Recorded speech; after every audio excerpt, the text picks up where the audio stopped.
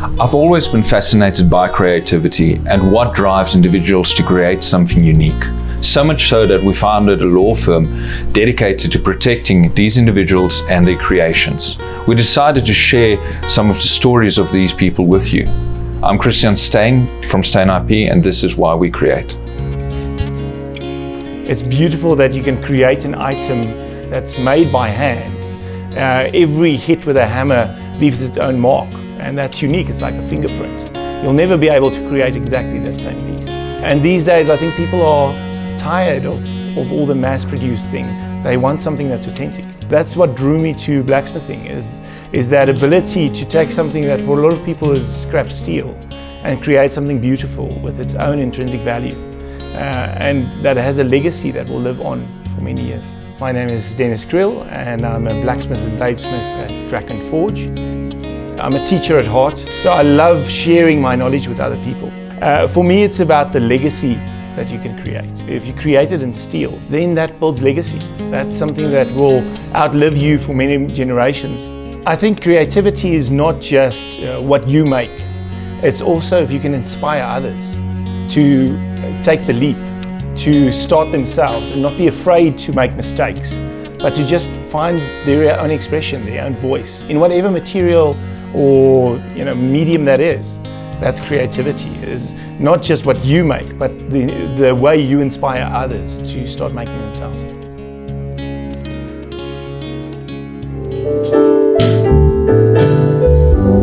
You're unprofessional, that's what you are. Wait, what?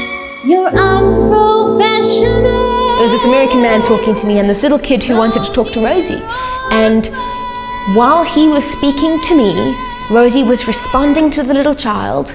And while the little child was then responding to Rosie, I was then responding to this man and I was somehow able to listen and talk with both conversations completely. And that was the scariest thing, but the most amazing thing, thinking what is actually going on inside my head, what is actually happening, and she's manifested into this complete being inside my brain. You're unbelievable in every way. Hey, I'm Isabella Jane. I am a singer, a ventriloquist, and a comedian, and I don't really travel alone. I'm always with someone. Yeah, me.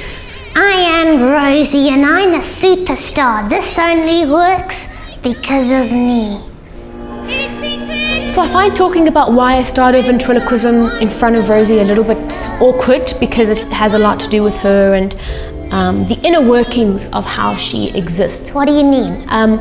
Nothing, but there was something about ventriloquism that just intrigued me so much. I didn't know I needed it, and the moment I started, the moment I could start really saying what I felt with no consequences, because it's a puppet saying it, no one actually cares, it changed my life completely. I suddenly had a voice it's a high-pitched, squeaky, annoying voice, but I had a voice that I never knew I could have, that I was too afraid to have.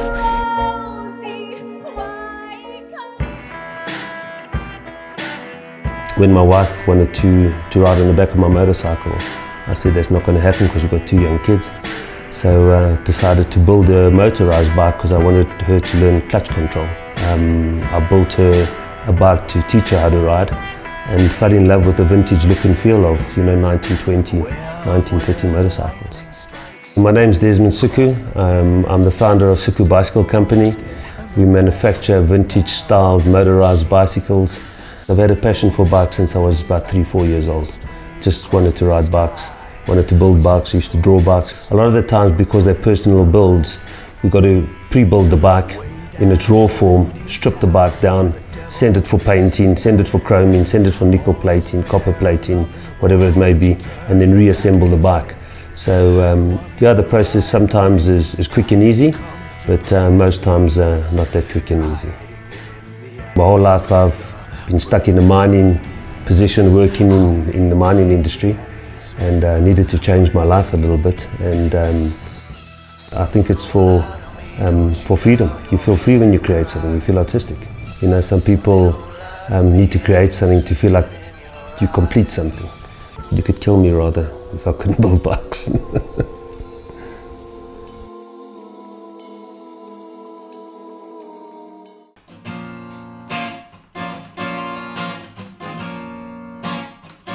I think for a lot of musicians, the most difficult part of life is being able to express yourself for someone to be able to understand you.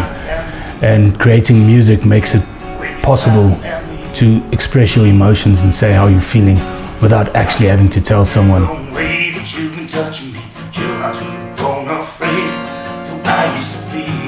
I'm Tian Nienaber, singer-songwriter from South Africa. I've been playing for about 12 years now, been writing for about 10. I decided to play full-time and become a professional musician about 5 years ago. I got laid off from the job that I had as a sound engineer, and the only other thing that I knew how to do was be on stage. Being in the music industry as an engineer gave me a lot of opportunities walking into the industry as an artist. Not just my life, but everyone's life in general would be quite dark without music. It would be quite numb, emotionless without music for myself personally.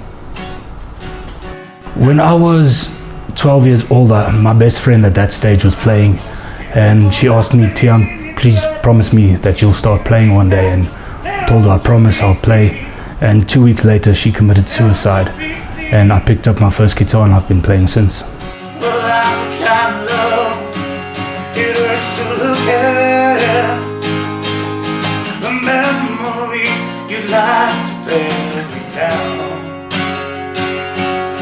I do believe that if she was able to see me now, that she'd be proud of what I've been doing and what I've been achieving.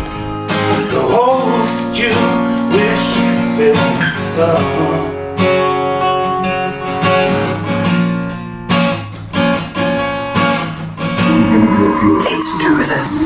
The reason I started creating videos was to do things with my son. Be your assistant. I think as a father, it's my most important responsibility in life. I mean, he joins me on all the adventures, whether it be drifting or hiking. He climbed up the chain ladders when he was 10 years old. I taught him how to drift. He's done donuts. That was at the age of 11. So we have good times together. Hi, I'm Ricky G, and I'm a YouTuber. I have an adventure company called Bucket List Adventures. Creating is definitely not easy. This would be stupid on a mountain bike. The end product is definitely the motivation. After you see what you've created, the smiles on the faces, my subscribers watching and commenting, the likes, it makes you feel good. I've done something that has benefited others. I need to document this stuff. I need to share it with the world. I need to share it with my family. And it's my photo album.